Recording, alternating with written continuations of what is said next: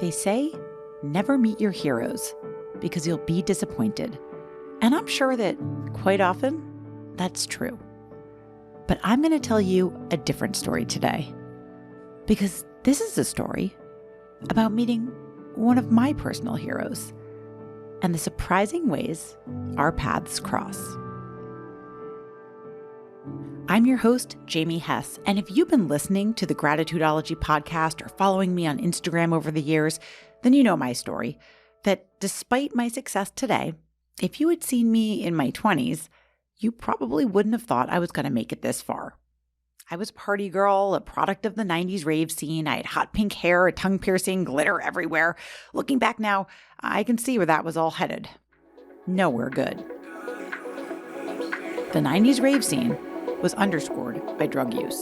And if you listen to the first episode of this podcast, you'll know I was about to go down the rabbit hole towards my addiction. But in the beginning, it was just magic. When I discovered electronic music, dance, trance, drum and bass, and house, my soul was moved in a way I can't explain. I remember thinking, in those moments where I was the most deeply connected to the rhythm, that I felt God. Right around that time, in 2001 to be exact, so I was 21, one song in particular hit the airwaves. It could be heard purring out of the speakers at all the hottest clubs. If you were into dance music at the time, it was the soundtrack of your year. Me, amore, don't you know, my love, I want you so. Sugar, you make my soul complete. Rapture tastes so sweet. The song was called Rapture, and it was performed by a duo known as IO, but it was the vocalist, the singer of this beautiful piece of music that an entire generation of clubbers fell in love with. And her name is Nadia Ali. I became a die-hard fan of Nadia's right away. I often joked that I could listen to her sing the phone book. Her voice was just enchanting. At this point in my 20s, I had begun working in public relations, specifically around the nightlife and hospitality industry. I represented nightclubs, and so one incredibly exciting night, a friend of mine introduced me to Nadia. I think I tried to play it cool, but I was definitely fangirling a bit. We became peripheral industry friends, but to be honest, I was at the end of my party days at that point, about to hit rock bottom. And when I did, I'd spend the next few years trying to get sober, which if you know my story, I eventually did and have been so now for many years. So I hadn't seen Nadia in about that long. I often joked when I first got sober.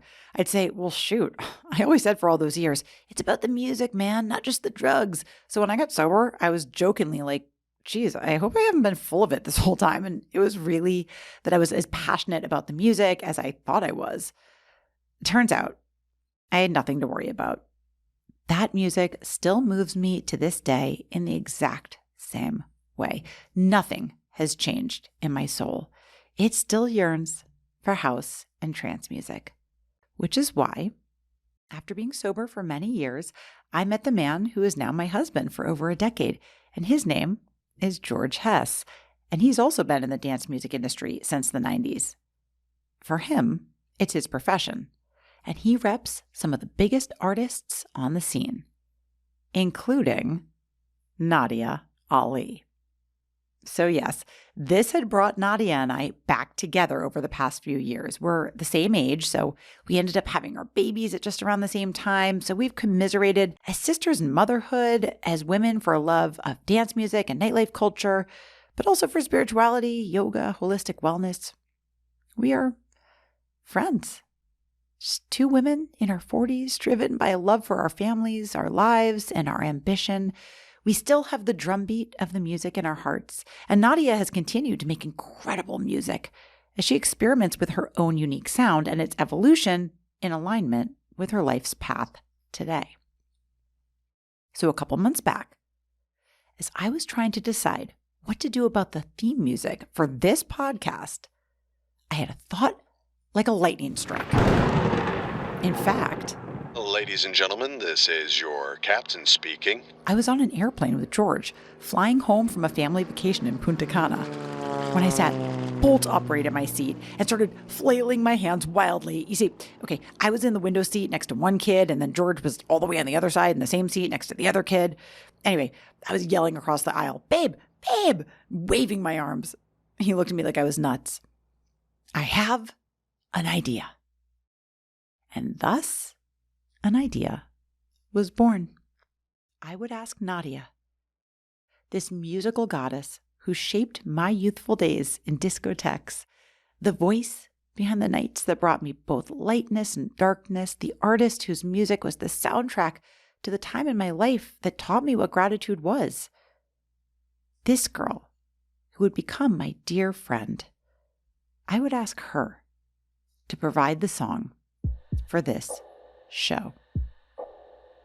And she did. And then I would go back and tell her story on the podcast.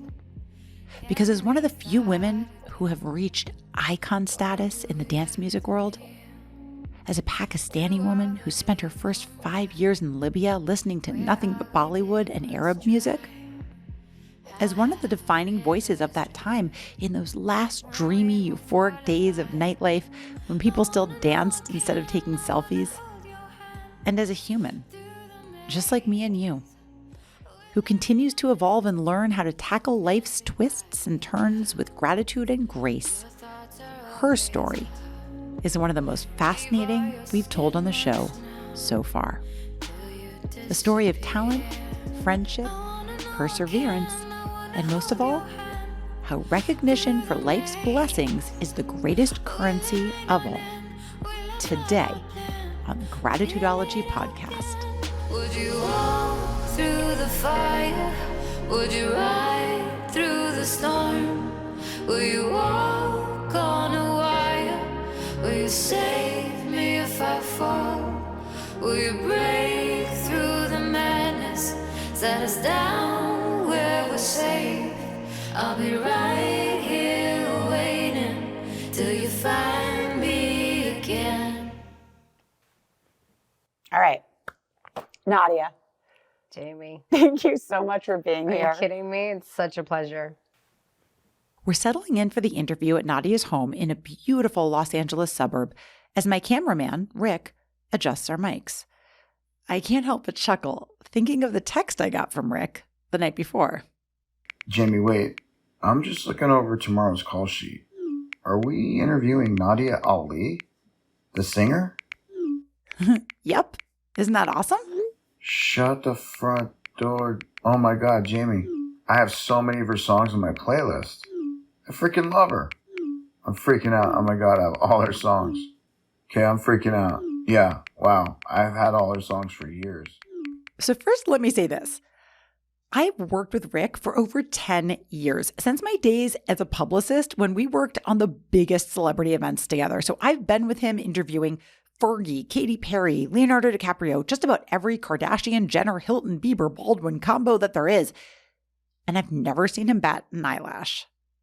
So for Rick to go all fanboy over Nadia, well, it told me a lot.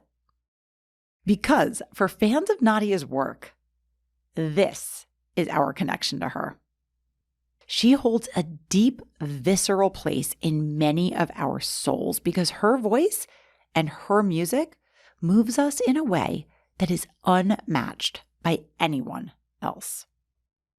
So, before we get back to this, Sugar, you make my soul complete.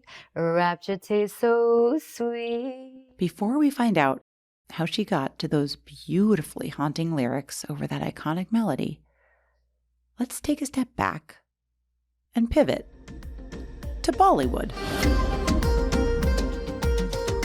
I come from a South Asian background where we literally watched Bollywood movies since I was, 0 years old. And having all of those movies play in the background, it was a soundtrack of my life, So that was my first exposure to music.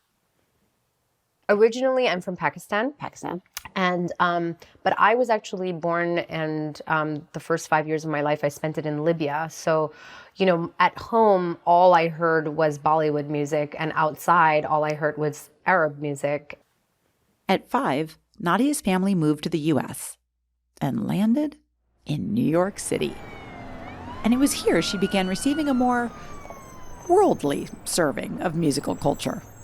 And I remember listening to US radio, and that was the first time I was exposed to Madonna, to U2, to Depeche Mode, to Michael Jackson, you know, all of these, Tina Turner, Whitney Houston, all of these artists were such iconic artists now that we can see in hindsight, like how influential they were. And I just remember being exposed to a lot.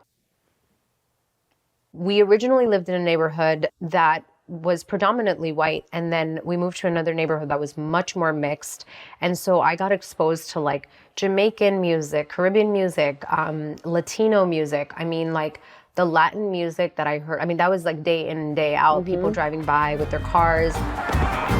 So I got exposed to like so many different genres of music in a very compact amount of time. And then, of course, starting high school, I got into like Green Day and grunge music and Nirvana. You know, throughout that, it was just such a melange of genres, you know, and that really, I think that that has really informed the artist that I became, because I really do believe like my music is a culmination of all those cultures.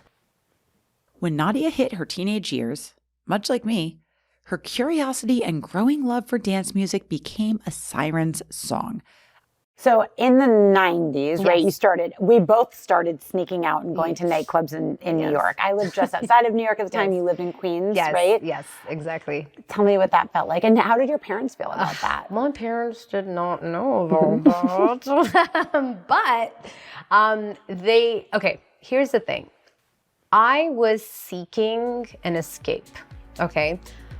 What nightlife was for me was this 360-degree emulsion of like, you know, pure music all around. Like just being surrounded by loud rhythmic music, I just felt like moved by it, like physically moved by it. And I was going to these nightclubs. I was not drinking alcohol. I was not doing any sort of drugs. I was purely there to consume music and to dance and to move my body around. And I learned, you know, being in New York City, of course, there's all kinds of temptations, you know, but I really truly just felt, you know, what's the word I'm looking for? I felt intoxicated with music. Yeah. So I just wanted to be a part of it. You know, I was like, man, like listening to this music, listening to these vocals in this like space where it's like you're just literally surrounded by it. I would love to be that person that has a song in that, you know, in that space. But that was still a far-fetched idea, because as a teenager, I was not in any form of chorus class. I was not in any kind of band. I didn't learn how to read music. I didn't even study, you know, I didn't even get vocal lessons. This wasn't the only reason Nadia felt her goal of being a singer was a pipe dream.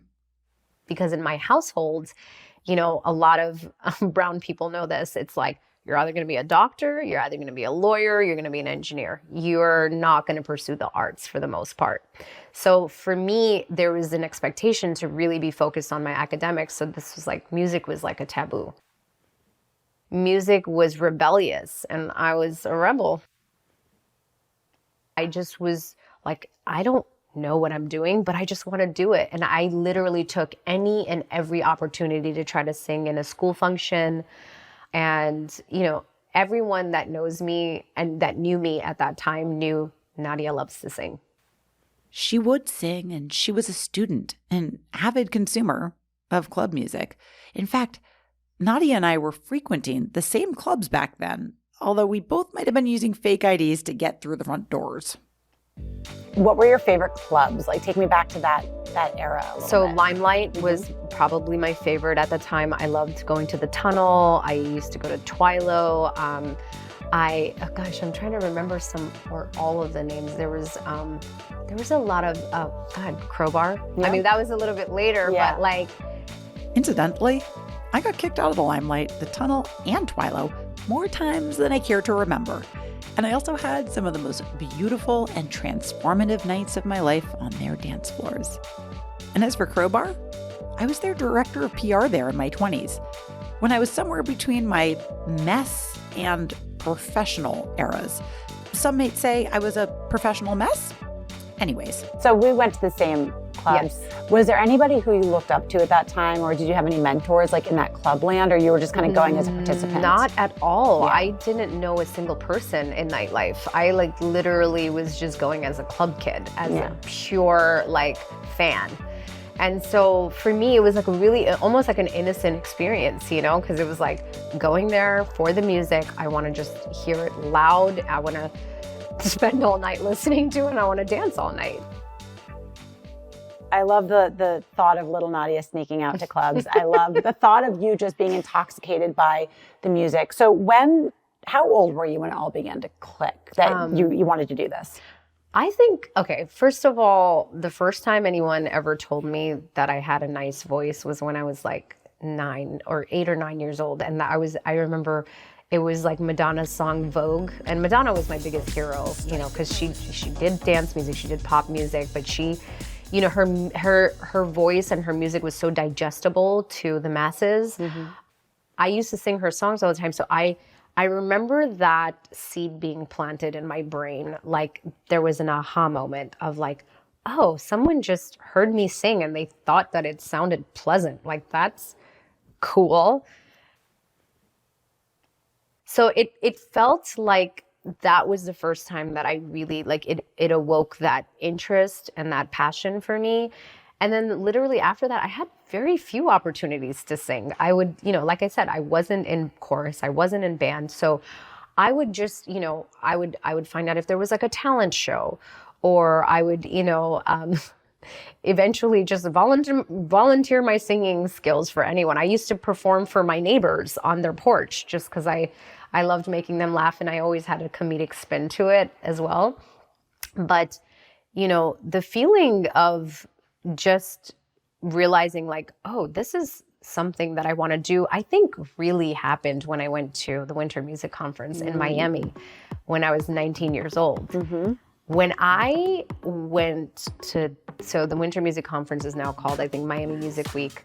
But I remember going there for the first time and going to these nightclubs that were just, I mean, the scale and the concentration of them being in South Beach, they were so close to one another. I mean, you had that in New York, but there's something about being in a tropical environment where everyone's on vacation and like all these incredible DJs from around the world are like doing their best sets in a concentrated amount of time.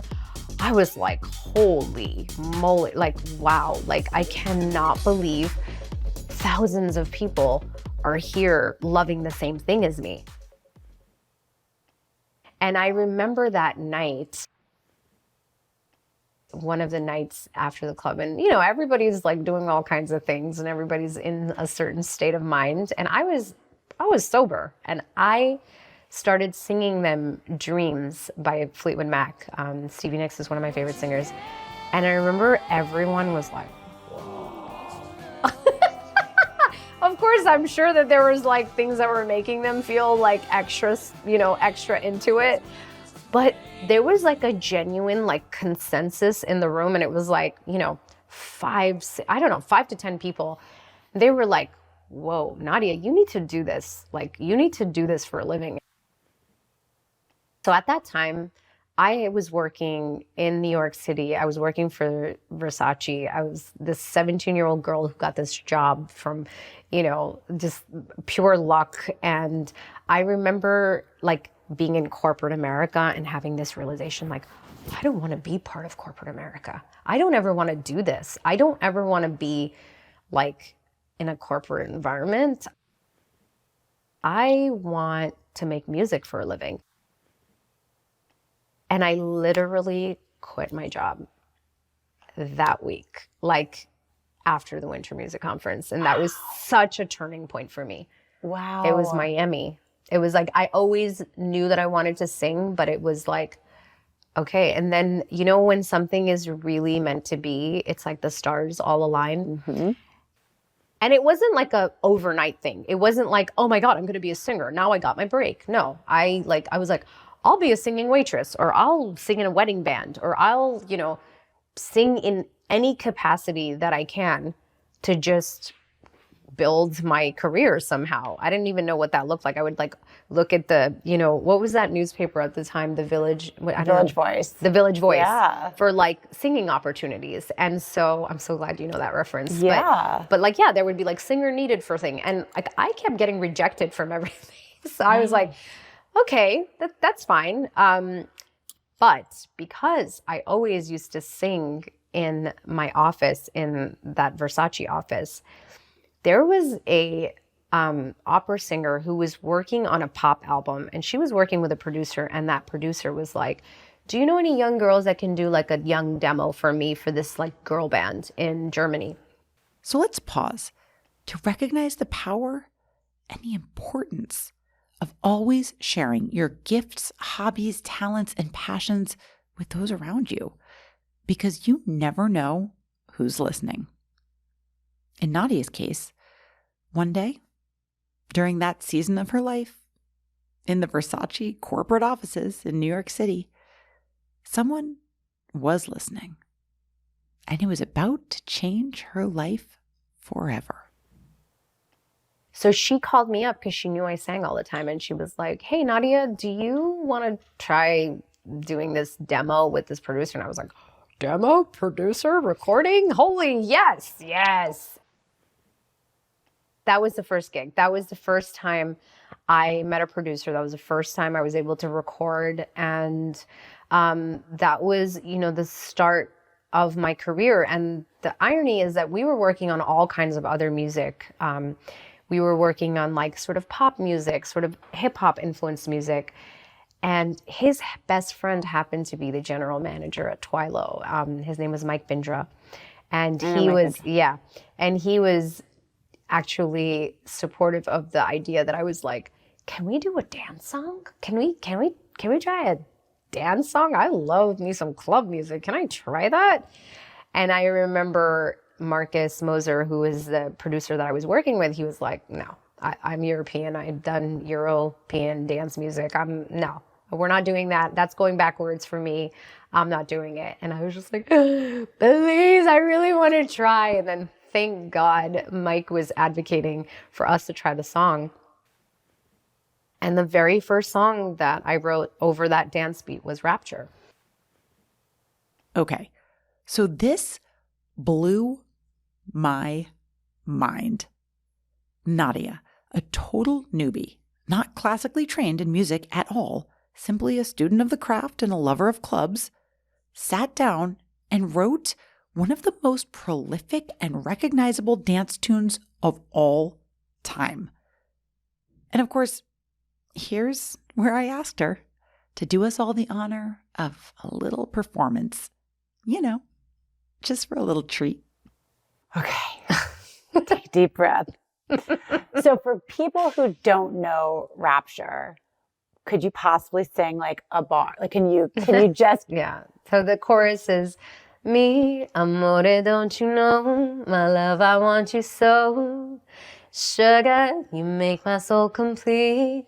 Rapture tastes so sweet. The chills I just got, the memories it harkens back for me, Nadia. And I think for so many other people, and I know for Rick, our cameraman, who's standing here with tears in his eyes, he has tears in his eyes. Because honestly, when it comes to music like that, and that song in particular, people remember the moments they made, the relationships they built, the nights they had with friends that they're the best times of my life with that song as the drum beat in the background. That's, of course, how I and many other people became familiar with you. Mm-hmm. So it all came to be in a certain way and with some certain characters. Mm-hmm. You were very young. Yes. And suffered from imposter syndrome because you weren't even formally trained as a musician. No. So tell me about that time and tell me about kind of what it looked like to get into the industry. Okay. Well, I'll give you some perspective. So Imagine you don't have a career and then all of a sudden you have a career and you're basically thrown into like a multi-city world tour, and you're shooting a video before you know it. September 11th just happens. The world is just like changing as we know it, period. And I remember my very first opportunity to tour was at this massive festival called Gatecrasher in the United Kingdom. Holy crap.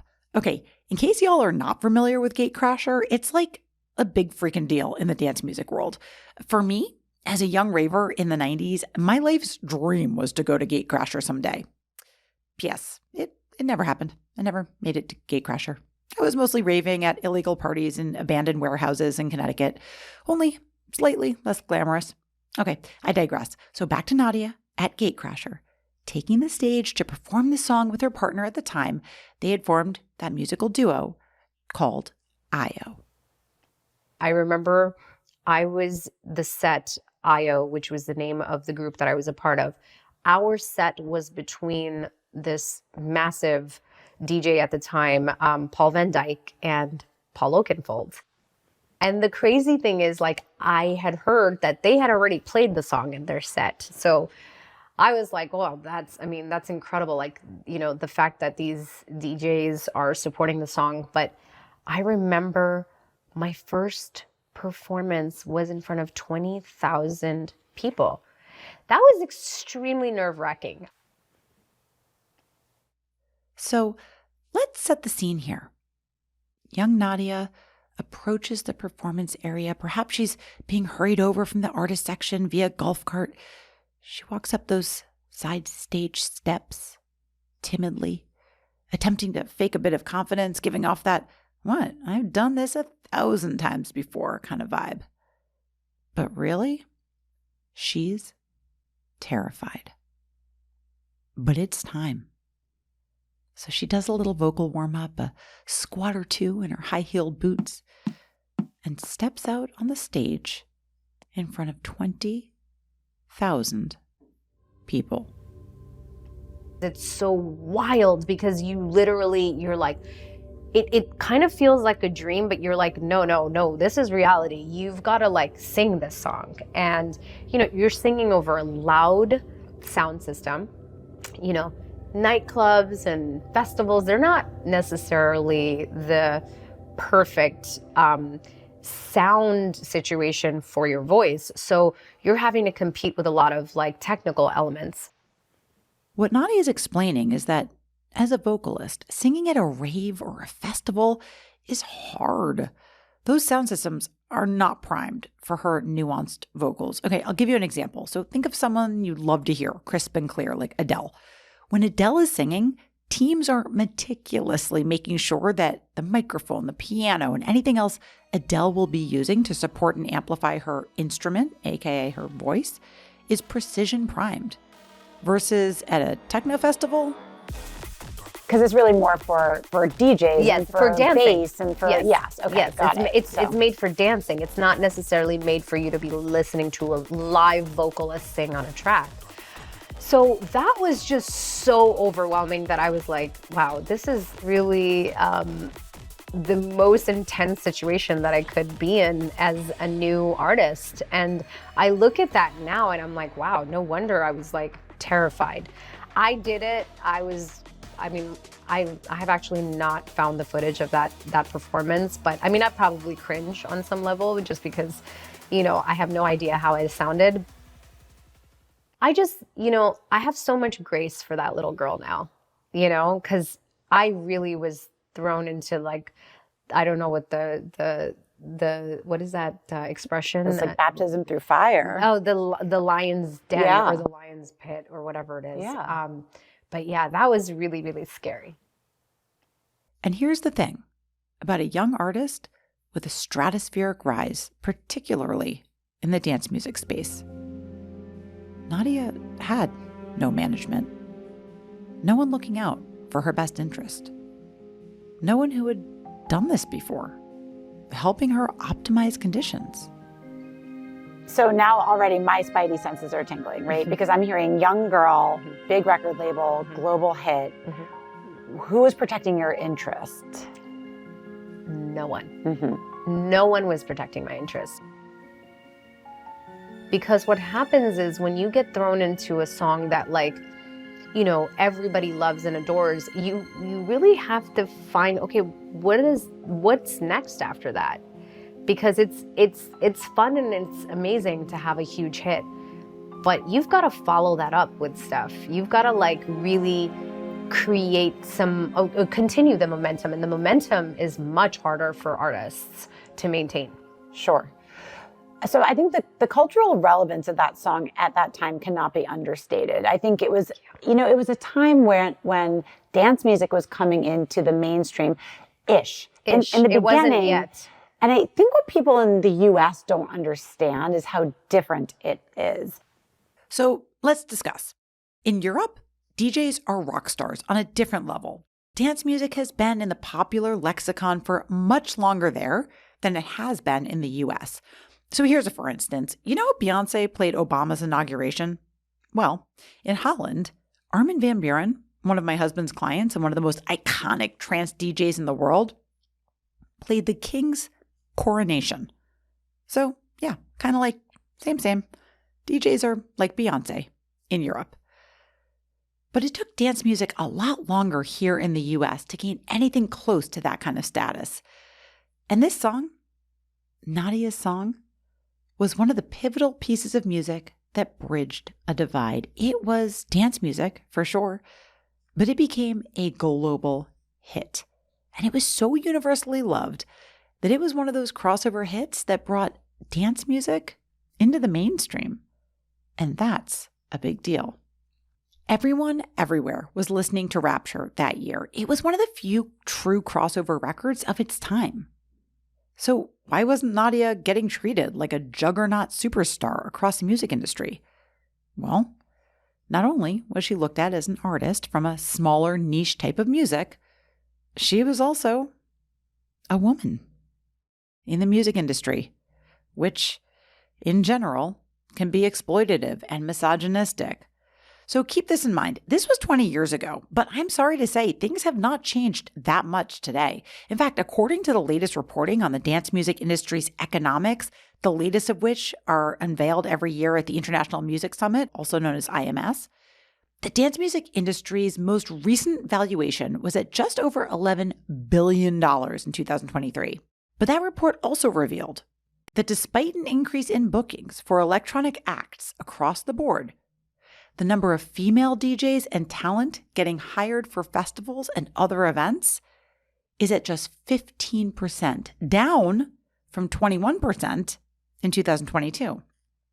And of course, the story we're telling was not happening in 2022. It was happening in 2001. And not only is Nadia a woman, she's also a minority. When you are the minority, which is, you know, a female in this industry, in electronic music, there are now a lot of artists that have broken through and are now like very powerful in the scene. But I remember I used to have to really push back on the fees that they would try to give me for my live performances. And I used to just at some point ask them, like, listen, if I can fill a room and you're paying this DJ this amount of money, like, why are we not getting the same fee? The good news is Nadia was never afraid to stand up for what she knew was right. There was a lot of like pushback, and I always got what I wanted because I would tell them, like, listen, my justification is if you're going to fill the room and people are coming there to see me, then there should be no reason why, you know, even if my show is a 1 hour show, people are coming there that night to see me play. So let's be fair about it. But it was always a fight, always a fight. What I love about this story so far is when I think about gratitude as like the underpinning, you were in love with, enamored with the music, the club culture. Truly. And you came into this a lot of people come into wanting to be an entertainer because they just want to be famous. Yes. Right? You came into it through the side door of truly loving the format. Passion, just true passion for it. And understanding it. You had been the face in the crowd. And so you understood what that face needed, wanted, right? Yes. The person on the dance floor. But, I don't know if there's any other stories that you want to kind of mention, but I know that we've talked about when young women come up to you, or even young girls, and they say, I want to be a singer because of you.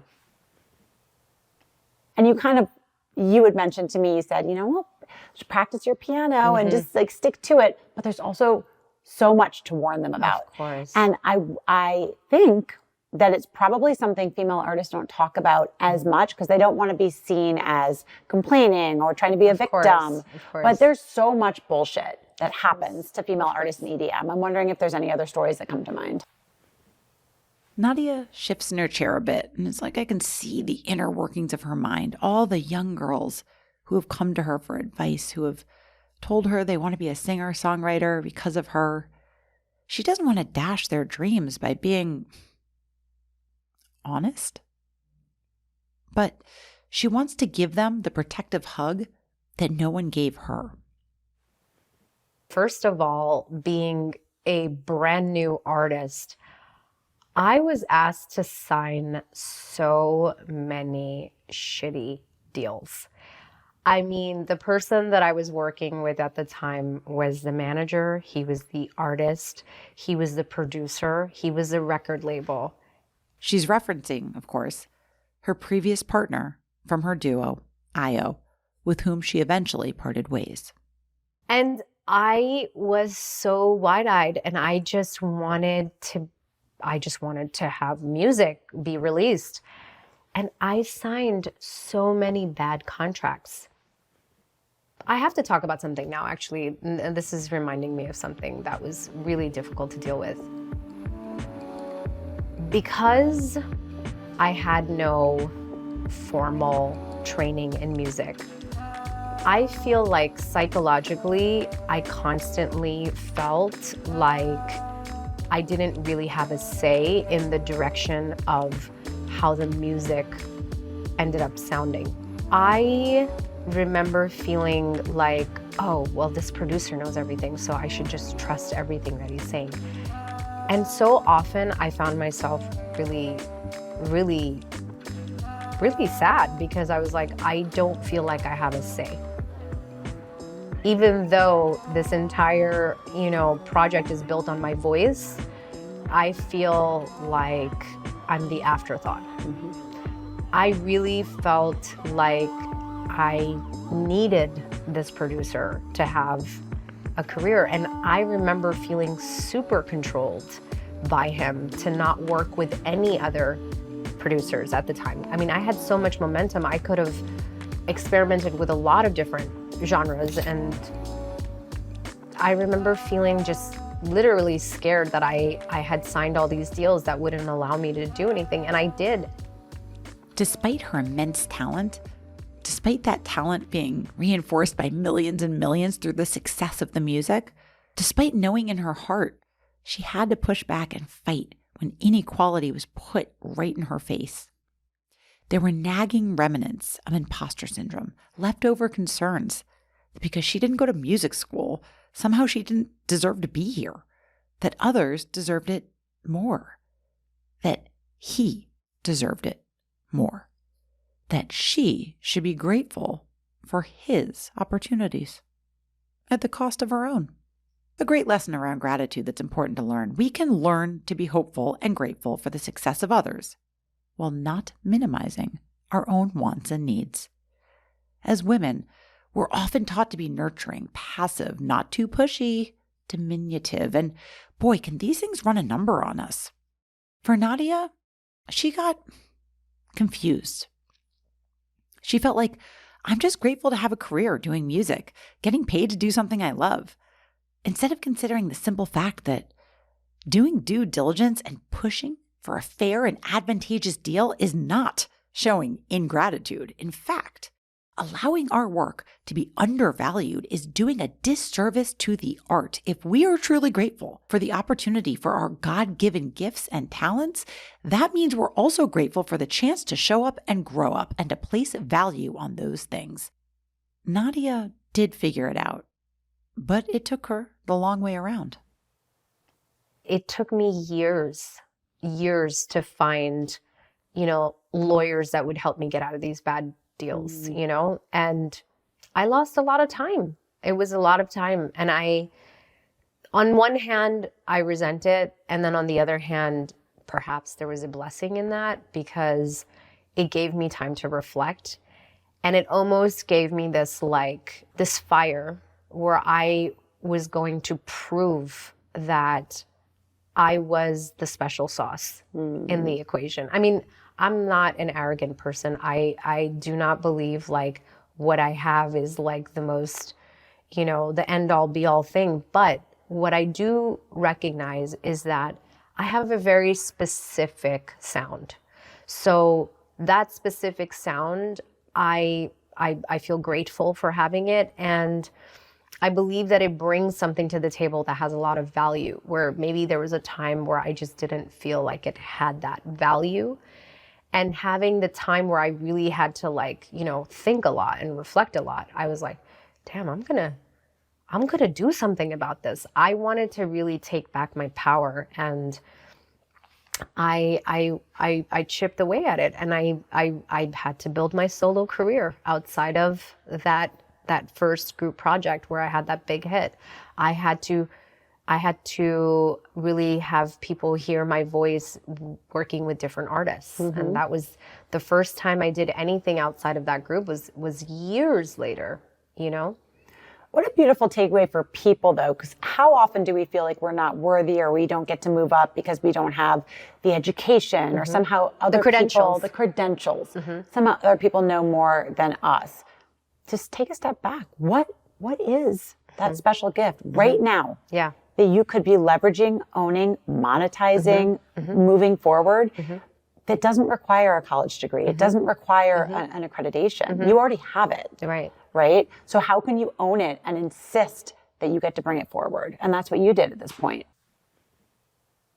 So now where does that bring us? So you're at this point where you've now broken free from that previous engagement, right? And you're ready to, so now you're out on your own. So you had to kind of pave the path. I had to start over. So what did that look like? It was hard. I mean, I was still trying to, get people to connect that I am that artist that sang on that song. So I had to, a lot of my flyers had to, say Nadia Ali, formerly of IO. I had to mention that a lot for people. And it's such an incredible feeling that I am at this point in my career where I don't need to talk about, or I don't need to say that in any of my, social media handles, or it's I have really truly built the Nadia Ali artist. Brand is not not the word that comes to mind, but just me as Nadia Ali as an artist. And I think, in that time, I think one important point was I really felt like it was important to be as professional as possible. Because I remember my dad saying hey, Nadia, you're doing this thing for a living now. You better go all in. And I think a lot of people are afraid to go all in. Oh, great point. I went all in. So what does going all in mean to you? Well, what it looked like at the time is that any money that I would make at the show, I would put it back into artwork, into photo shoots, into, paying for the productions. I paid for my entire solo album to be produced. I really had to invest in myself. I mean, everything that I created that was Nadia Ali was self-funded as an independent artist. And if I had songs that would be on record labels, I would license them. I didn't sign, I never had a record label deal, even an exclusive record label deal. And I got informed. I always wanted to know how to just pull something off. And I just consumed as much information as I could to try to be as empowered as I could. So I consider myself as much an entrepreneur as I do an artist. Oh, that's such an important distinction to make. And I want people to know that and hear that from you. No one's going to be your advocate but yourself. No one is going to be your advocate ever in life but yourself. You may be lucky, you may have a break. I had a break. I was lucky that that woman introduced me to that producer. I was lucky that that producer thought I was, good enough to be on that demo. I'm lucky that I got the opportunity to write my own songs from the beginning of my career. And I believe that there was just enough, but we have to, in life, I believe like we are given a certain set of circumstances, and then we really have to push out of our comfort zone.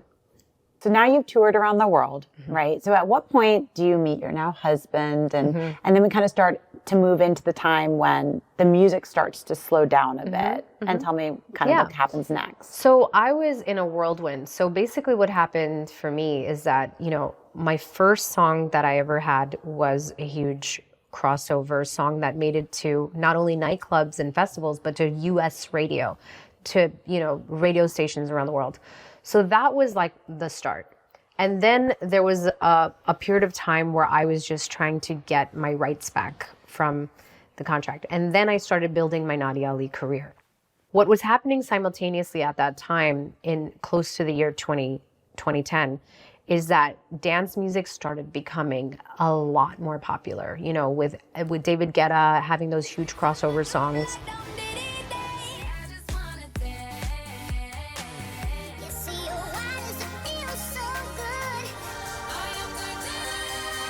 I remember having a meeting with David Guetta the summer that before he had the huge song with Kelly Rowland, When Love Takes Over, and he wanted me to be on his album.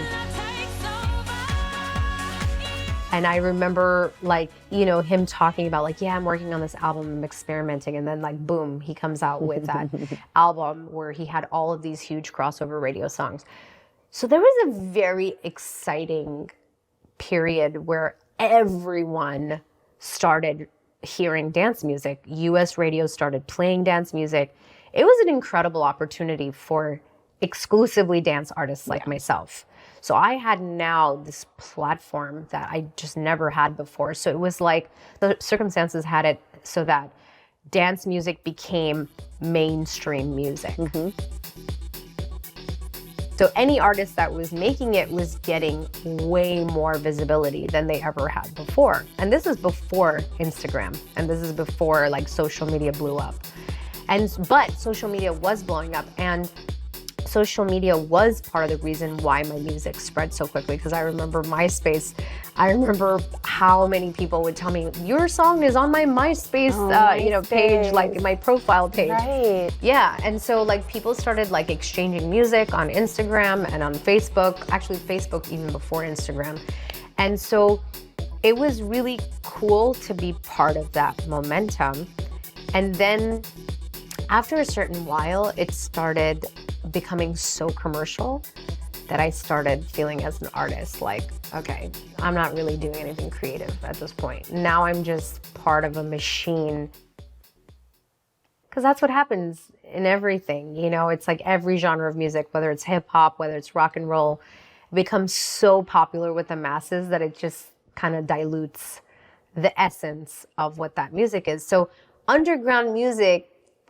dance music for so long was underground music. It was the forbidden fruit. And then when it becomes the fruit that everybody and every, teenager is having, it kind of loses its appeal. And I try to always be authentic to how I'm feeling.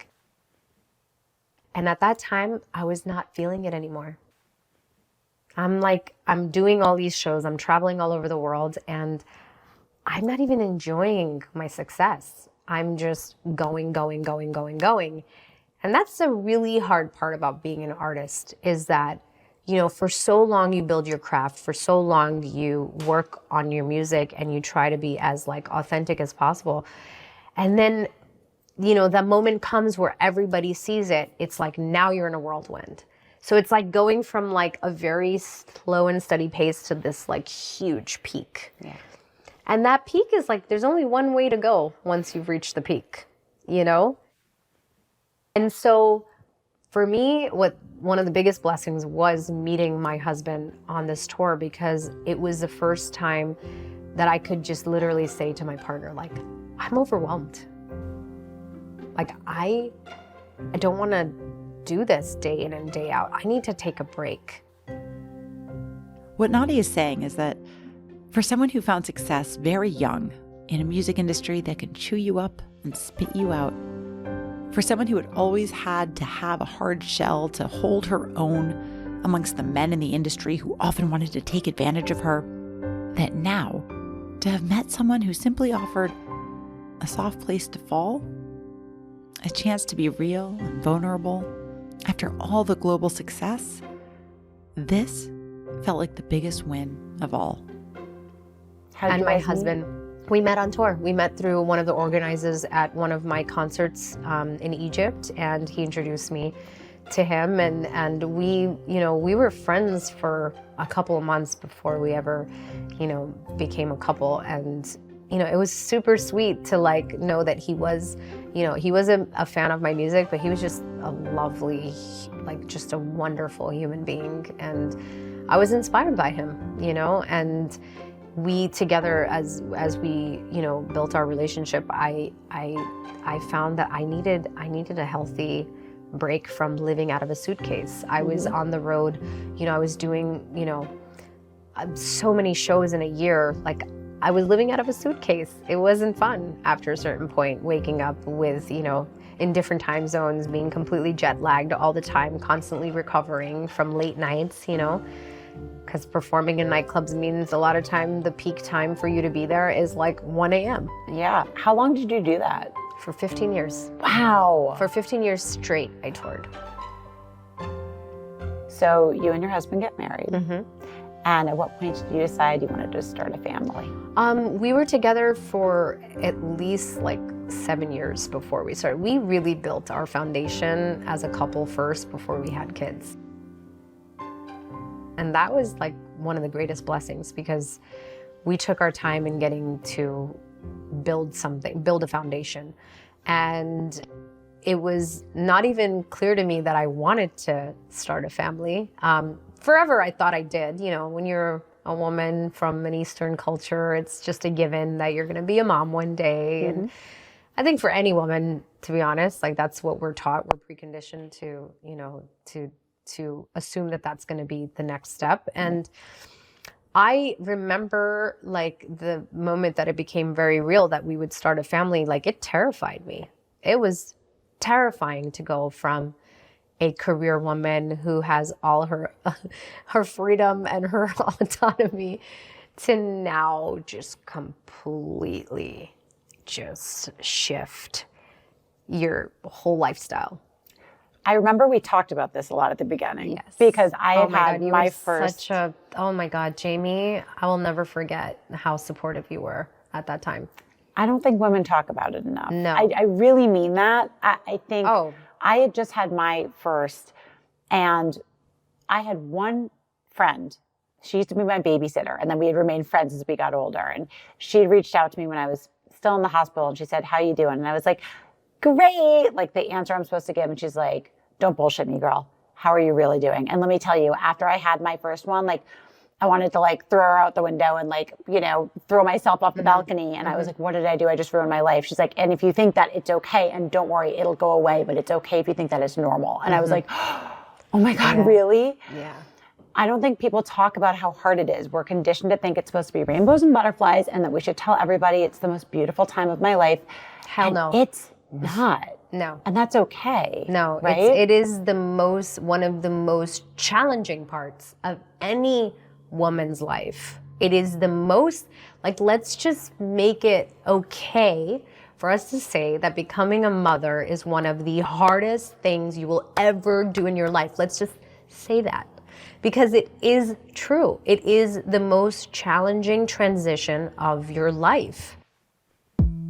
I had severe postpartum depression. I wished I knew that it can happen to anybody, because I literally never thought it could happen to me. And It was one of the most humbling experiences of my life. I'm actually deeply grateful to have experienced it, because the level of compassion that I gained from being in the lowest point of my life, the perspective that it gives me, everything is a blessing. Listen, I was blessed enough that postpartum depression was a result of having a child. What about those people that just have depression because it's genetic? Like, that is a very difficult thing to walk through with in life. Very difficult. And it's very hard for us to have real perspective, unfortunately, unless it's a personal thing. Sure, of course. Well, what I thought was amazing during those times, and as we went into kind of like the COVID and lockdown times, is you kind of just transitioned to protect yourself, and you set boundaries, and you were doing different things, and you were a homeowner, and you were doing, running, like, you had 2 properties, you were doing Airbnb, and you were like, I'm just going to explore other things that make me happy, that provide, for my family. And you were just kind of playing with that. And what it feels like is it let you come back to the music refreshed. Of course. Tell me why does I remember saying to my friends, like, I've taken too long of a break. And I remember when one of my best friends, he's, watched my journey from almost the beginning, and he's like, no, Nadia, you need these breaks.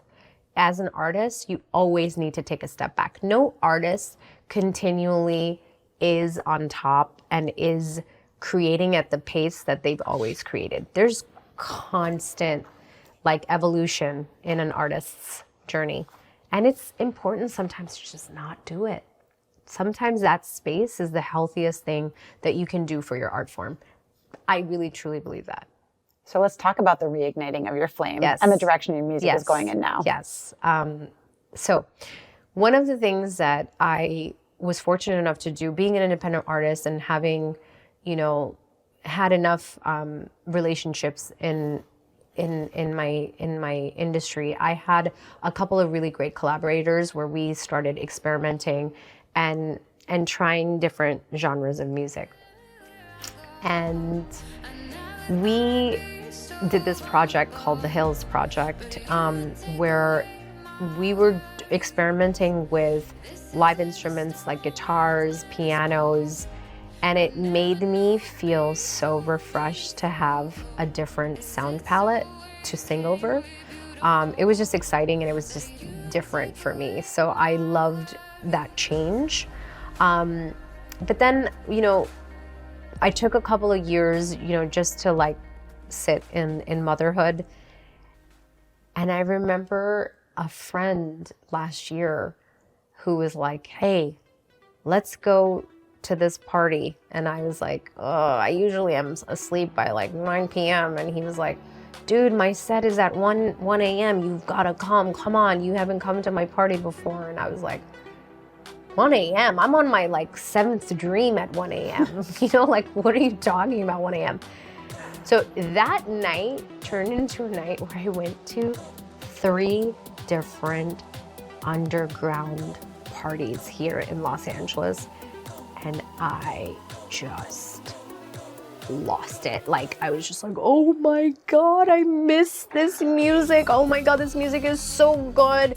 Because it was underground, it was gritty, it was cool. I was like, oh my God, I miss this pure, vibey music. So I got the bug. I needed to go to another party. And my husband is so awesome. He's like, you know what, honey, go do your thing. The next day, I'll watch the baby. You experience this. And honestly, it was the greatest inspiration I've had in years, just to be in that environment, listening to the music again. I felt like a teenager again. I was like, holy smokes, I love this music now again. I haven't heard it sound this raw and cool in such a long time. And in this whole time of taking a break, I didn't realize this cooler underground music has become so popular you know, as a sort of backlash to the commercial music, you know? So I was like, dude, if there's so many of these cool like parties where I get to hear this music, I want to be part of that again.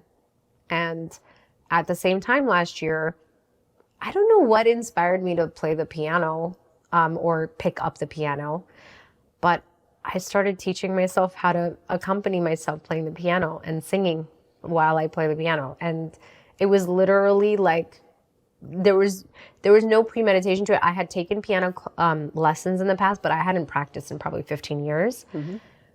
The power that I felt about singing over just like simple chords was the most, I mean, that is probably one of the best things I ever empowered myself with. Nadia, when you started coming back on social media and doing these piano-driven lives where you were singing, I mean, I could not take my eyes off of them, but I didn't know that you hadn't been playing piano that whole time. I didn't. And what I thought was so crazy is like the fact that people would actually watch these lives. I was like, I felt like I was torturing people. Oh my God, you were blowing our collective minds.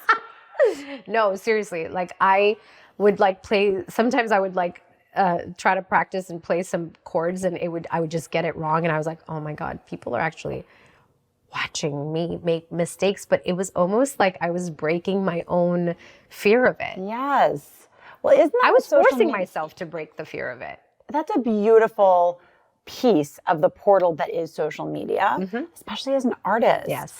Music and content doesn't have to be so canned. It can be live and raw. And that's what it felt like for you at that time. 100%. It was an incredible feeling of like, oh, wow, I can be human and I don't have to be perfect and people will celebrate it somehow. So we're talking about the different type of music that you started making. You started exploring, bringing pieces of your culture and different sounds in, and you created this album under the name The Hills.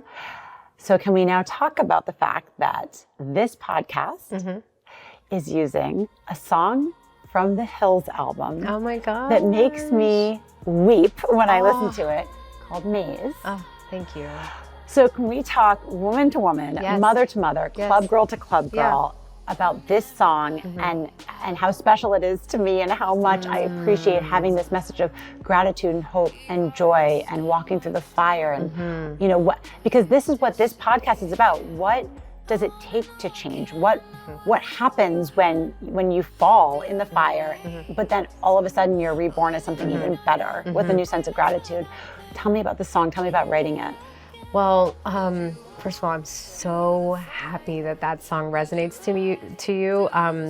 That is my hands down undisputed favorite song on that album. So it's called The Maze because really life is a maze. Like we're just trying to find our way.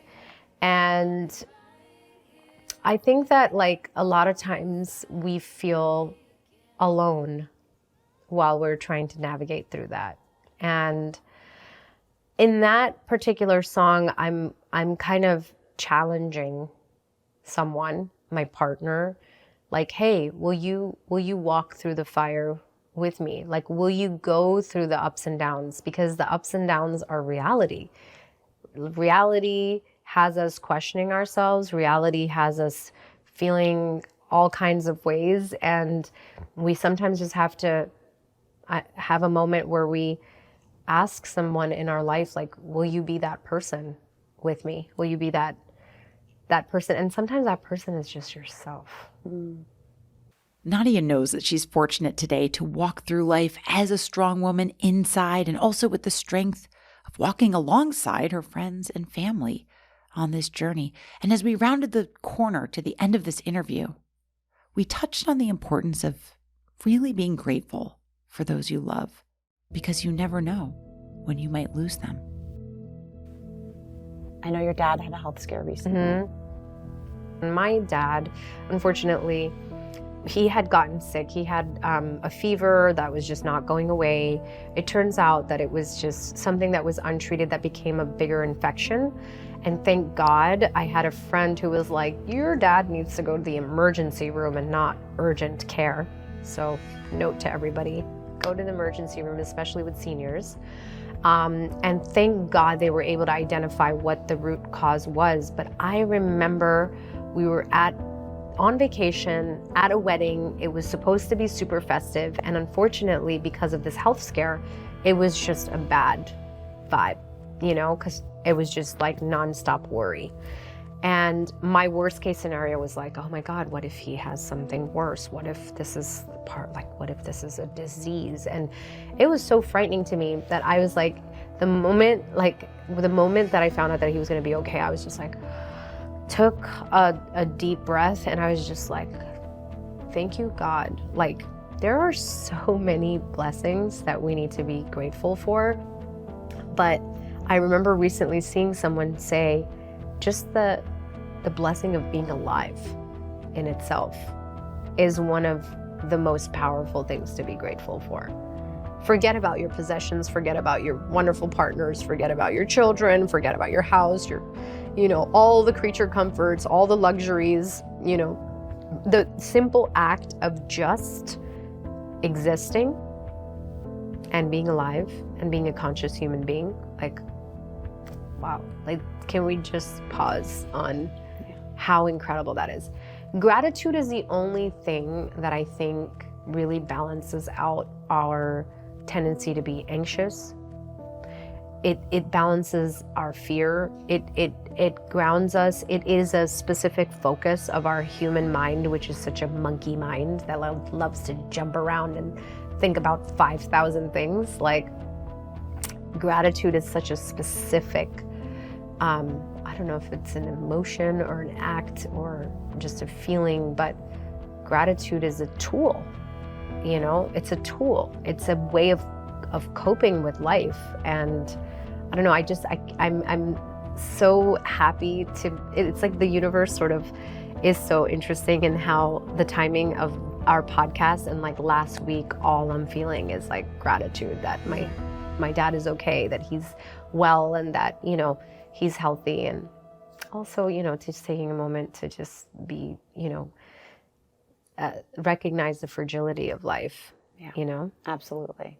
So last question, if you were to go back and tell that little girl, just starting off, one thing, what would it be? I would tell her to get as empowered with skill as you can. Like, it's empowering to know your shit. It's empowering to learn what is a music contract. It's empowering to learn an instrument, even if you've never played an instrument before. It's empowering to, learn a totally different art form that ends up helping you in your specific art form. So for me, I'm a musician, but what inspires me the most is interior design and architecture.